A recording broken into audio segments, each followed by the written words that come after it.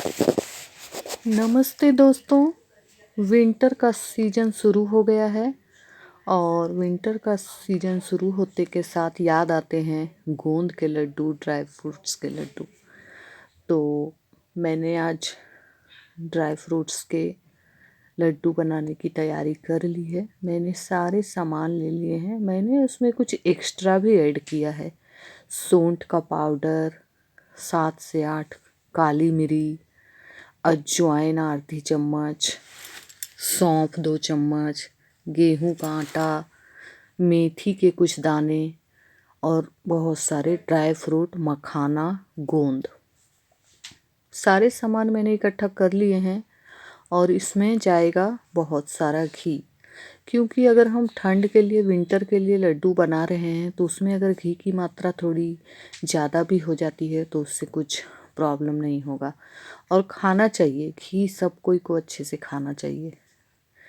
मैंने गोंद को घी में अच्छी तरह से फ्राई कर लिया है। हमें सारे चीज़ों को फ्राई करना है।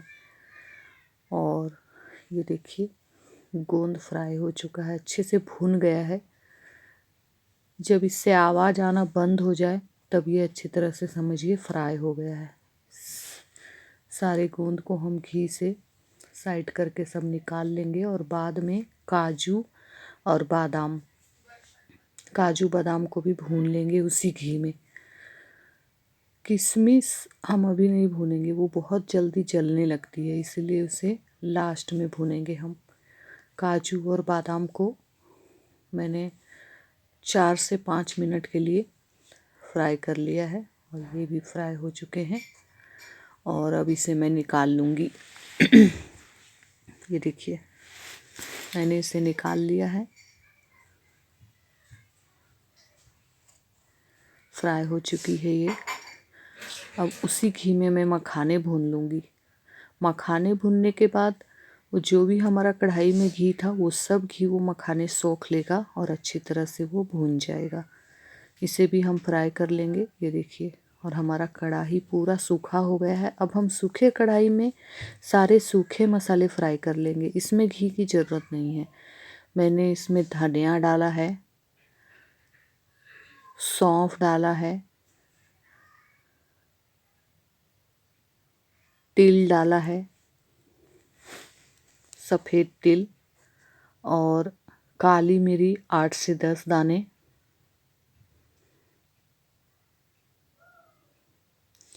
मेथी के दाने,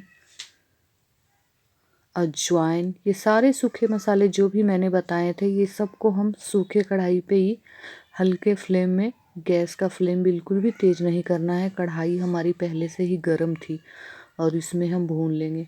जब वो चटकने लगे अच्छे तरीके से तो हमें गैस बंद कर लेना है और कढ़ाई गर्म रहती है तो हमें उसे भूनते रहना है। ये मैंने मेथी भी डाला है।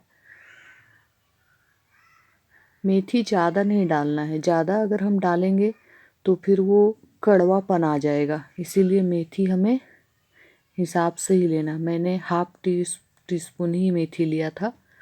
और ये सारे सूखे मसाले फ्राई हो गए हैं और खुशबू तो इतनी अच्छी आ रही है कि मैं आपको क्या बताऊं। अब मैं कढ़ाई में फिर से घी डालूंगी और घी डालने के बाद घी गर्म हो जाए अच्छे से, फिर इसमें मैं गेहूं का आटा लिया था मैंने, 1 कप से थोड़ा सा कम है। लड्डू की क्वांटिटी आप कितनी बना रहे हो उस पर डिपेंड करता है। अगर आपका क्वांटिटी ज़्यादा है तो आप आटा का इस्तेमाल ज़्यादा कर सकते हो। मेरी क्वांटिटी उतनी ज़्यादा मैंने नहीं बना रही हूँ लड्डू, तो इसके हिसाब से मैंने 1 कप गेहूं का आटा लिया है। और गेहूं के आटे में अच्छे से घी डाल के इसे बिल्कुल ब्राउन होने तक भून लेंगे। वाइट बिल्कुल भी नहीं रहना चाहिए। और फिर से हम घी लेंगे थोड़ा और उस घी में हम जो मैंने सौंठ का पाउडर बना के रखा था, ये देखिए मैंने घर में ही इसे बनाया है, इसे भी भूनेंगे। और इसे तो घी में डालते के साथ पूरे घर में इसकी खुशबू फैल गई और ये बहुत जल्दी ब्राउन हो जाता है, तो ध्यान रहे हमें इसे चलाते रहना है, नहीं तो ये नीचे से पकड़ लेगा और ये जल जाएगा। इसीलिए इसे चलाते रहना है। अगर आपको सूखा ज़्यादा लग रहा है तो आप 1 से 2 चम्मच घी ऊपर से डाल सकते हैं। इसे भी हमें ब्राउन करने तक भूनना है।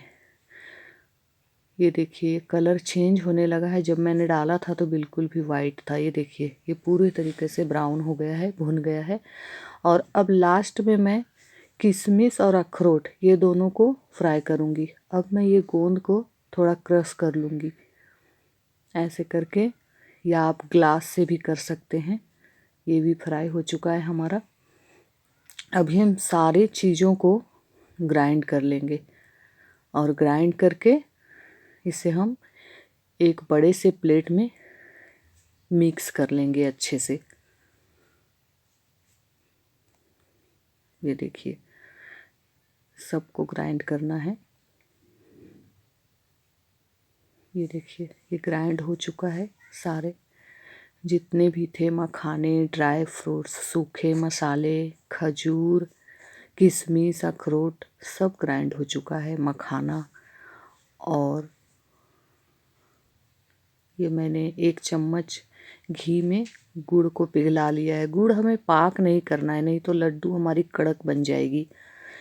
सिर्फ उसे पिघलाना है। गुड़ जैसे ही पिघल गया, ये जो हमने ग्राइंड करके रखे थे उसमें हमने गुड़ डाल दिया है और अच्छे से मिक्स कर लिया है। अगर आपको लगे कि गुड़ कम हो गया है, लड्डू नहीं बन रही है, तो आप थोड़ा सा गुड़ और लेके पिघला के इसमें डाल सकती हैं। और उसके बाद अच्छे से अपने साइज के अनुसार आपको छोटे बनाने हैं, बड़े बनाने हैं, लड्डू बनाइए। और ये देखिए बहुत ही आसानी से बन जाते हैं और आप इसे स्टोर करके आराम से रख सकते हैं।